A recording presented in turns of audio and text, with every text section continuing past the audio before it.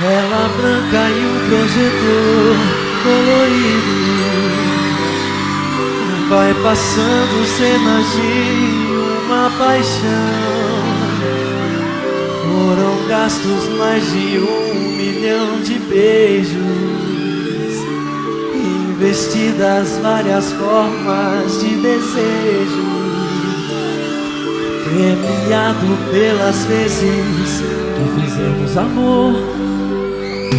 Por onde passa ele arrasta multidões, ensinando os corações a arte cênica do amor. E é por isso que ele já foi censurado, criticado e aprovado até por quem nunca amou. Esse filme é baseado na vida real, que conta a história de um jovem casal loucamente apaixonados. Esse filme de amor que passa em minha mente todo dia já foi invejado e é considerado campeão de bilheteria.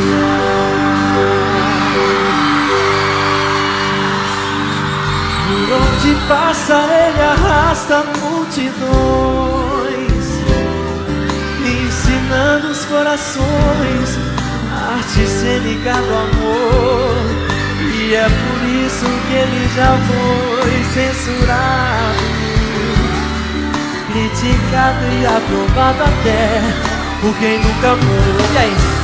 Esse filme é baseado na vida real, que conta a história de um jovem casal loucamente apaixonados. Esse filme de amor que passa em minha mente todo dia já foi invejado e é considerado campeão de bilheteria. E a mão pra cima, vai!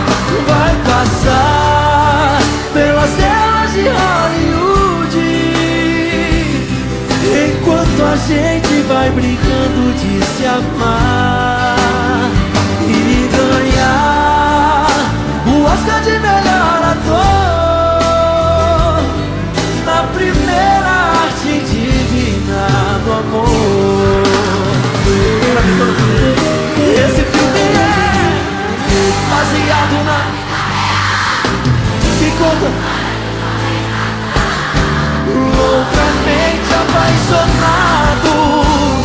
Esse filme de amor que passa em minha mente todo dia já foi invejado e é considerado campeão de bilheteria.